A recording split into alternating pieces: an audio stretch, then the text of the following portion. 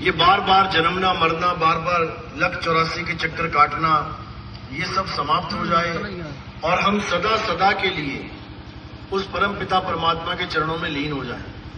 लेकिन वो कैसे होंगे, कैसे हमें मुक्ति मिलेगी, कैसे हमें जन्म मरण से, इस बंधन से छुटकारा मिलेगा, इसको समझने के लिए आपको बहुत बड़े विवेक की जरूरत है। ये जल्दी किसी के समझ में नहीं आता है, ये उसी के समझ में आता है जो विवेकी हो जाता है। और गुरु का काम केवल और केवल विवेक देना होता है। गुरु केवल आपको विवेकी बनाएगा, वस्तु आपके पास है। गुरु कुछ लेगा देगा नहीं कि कोई सोचे मेरे गुरुजी ने मुझे कोई ऐसी अनमोल वस्तु दे दी कि अब मेरा बेड़ा पार हो जाएगा। वस्तु लेके तो तुम टहल रहे हो, वस्तु लेके तुम घूम रहे हो। संतों ने समझाया, भीखा भूखा कोई नहीं, सबकी गठड़ी लाल, और गांठ खोल देखा नहीं, ताते भय कंगाल।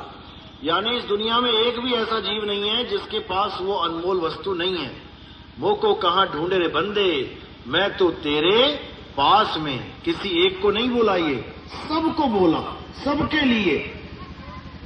लेकिन वो वस्तु कैसे मिलेगी, क्या करना पड़ेगा, उसके लिए आपको मूल ज्ञान समझना पड़ेगा। सबसे पहले सत्संग से जुड़ना पड़ेगा। कहते बिन सत्संग विवेक ना होई, और राम कृपा बिन सुलभ न सोई। बिना सत्संग के विवेक होने वाला नहीं है। और जब तक विवेक नहीं हुआ तब तक आप उस अनमोल वस्तु के बारे में सोच भी नहीं सकते। तो आज उसी अनमोल वस्तु के बारे में सत्संग करेंगे, उसका खुलासा करेंगे, ताकि सब भक्तों को उस अनमोल वस्तु का ज्ञान प्राप्त हो, जिसके लिए मीराबाई ने बोला, वस्तु अमोलक दी मेरे सतगुरु, और कृपा कर अपनायो, पायो जी मैं नाम रतन धन पायो। वो क्या है नाम रतन, वो कौन सा धन है, आज उसका पूरा खुलासा किया जाएगा। तो सत्संग शुरू करने से पहले परम पिता परमात्मा के चरणों में बंदगी करेंगे, जयकारा लगाएंगे और फिर सत्संग शुरू करेंगे। बोलिए परम पिता परमात्मा की, सदगुरु बंदी छोड़ कबीर साहिब की, सभी संतों की, सभी भक्तों की, सतगुरु मदनपति साहिब की, सतगुरु दूलमपति साहिब की, दीवान जवाहरपति साहिब की, सतगुरु मोहनपति साहिब की, सतगुरु राम अनुराग साहिब की, सतगुरु राम सेवक साहिब की, सतगुरु विराटपति साहिब की, करीनापुर धाम की, सभी संतों की, सत्संग में आए भक्तों की, सबके गुरु महाराज की, सकल हंस को बंदगी, साहेब बंदगी सतना। तो हमारे जीवन का मुख्य उद्देश्य क्या है? जब तक हमें यह समझ में नहीं आया तब तक हम इस जन्म को सफल भी नहीं कर पाएंगे। एक बच्चा स्कूल जाता है, उसको पता है कि मैं स्कूल क्या करने आया हूं, पढ़ने आया हूं, पढ़ के एग्जाम देने आया हूं और एग्जाम देने के बाद पास होने आया हूं।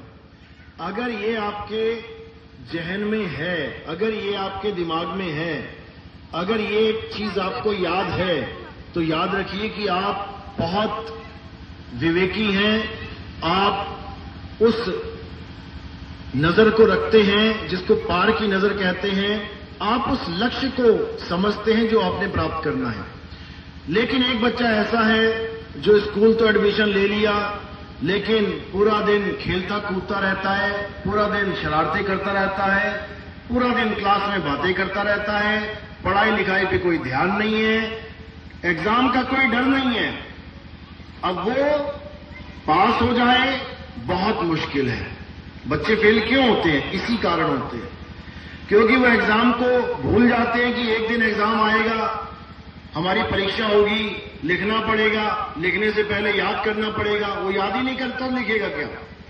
इसी प्रकार जो हमारा ये जन्म है, इंसान जन्म, ये सफल क्यों नहीं हो पा रहा है? क्योंकि हमें पता ही नहीं है कि करना क्या है।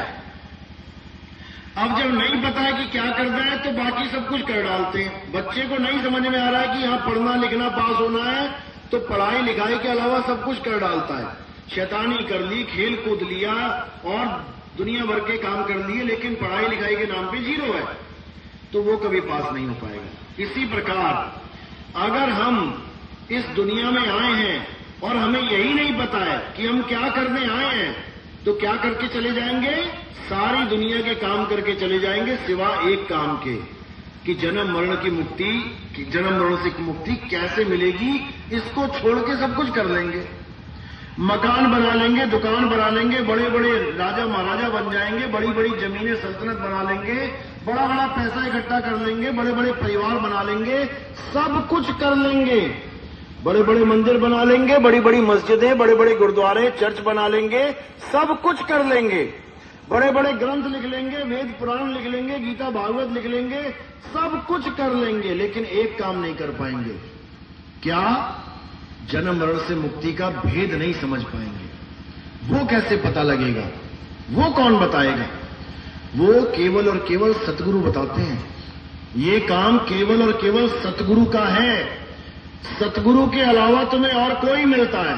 कोई पंडित जी मिल गया, कोई नमाजी काजी मिल गया, कोई पास्टर मिल गया, कोई सिख भाई मिल गया, ग्रंथी मिल गया, पाटी मिल गया, कोई भी मिल जाए, वो तुम्हें सारा ज्ञान पकड़ा देगा, सिवाय आत्मज्ञान की।